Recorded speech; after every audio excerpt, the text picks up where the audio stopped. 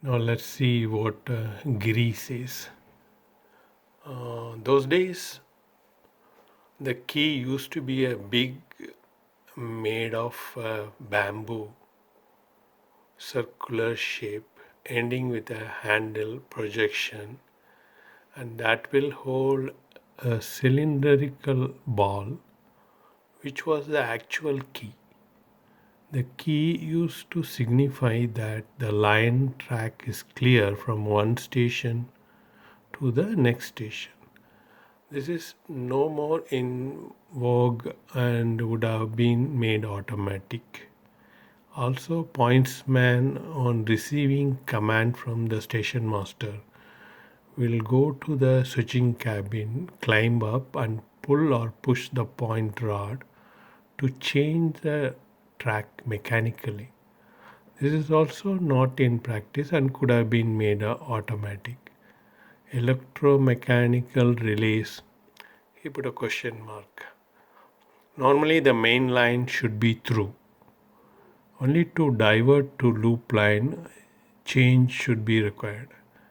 In that case, the goods train was in the loop line. Was that change not brought back to normal main line immediately after? That is the question. Of course, we are novice, and only the concerned should bring the truth to ensure avoid all for better safety.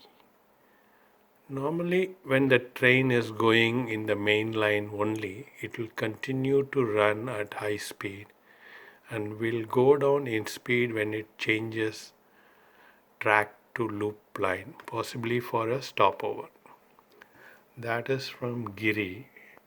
Now the response is goods train entered completely into the loop line and not blocking the main line at all.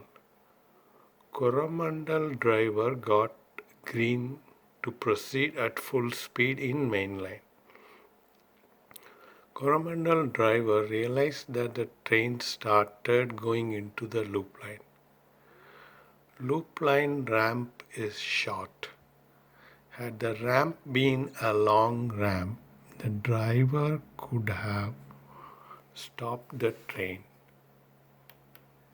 Had the loop line been empty, the driver would have safely entered into the loop line and stopped the train.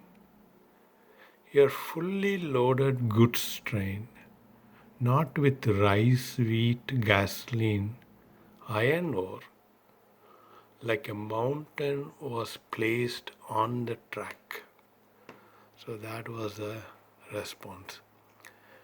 Now Giri says, yes, the moot point is why should the train go into loop line?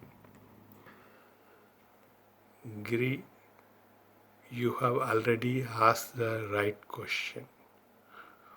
Was that change not brought back to normal mainline immediately after? So, what Giri says, yeah, we just do not know, but that is also one possibility. That's what Giri says. Now, the response is movement of iron ore has always been there in that section. The difference is earlier 5 goods wagon with one engine used to move slowly. Now 20 goods wagon with 2 engine moves very fast. With a heavy load and extended time, the switching points lost its elasticity and buried under, permanently routing to the loop line. So interlocking performed its function right. No train blocking the main line. Yes, one train in loop line. So the interlocking does all the validation. No train blocking the main line. Yes. One train in loop line. Yes. Then proceed. And that's a function of the interlocking. The assumption is the switching point would always respond to the station master command and obediently switch between main and loop lines. Station master made sure that the goods train was safe in the loop line, issued the command to switch from loop line to main line, and there is no feedback loop to make sure the switch returned to main line. So the switch couldn't return, it lost its elasticity because of the load. Iron ore is a heavy load. So, two things have happened. You increase the load on the goods train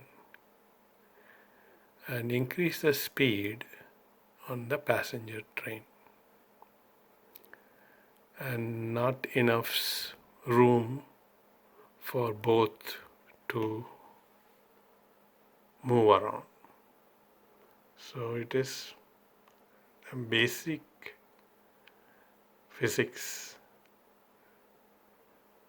That is a fact.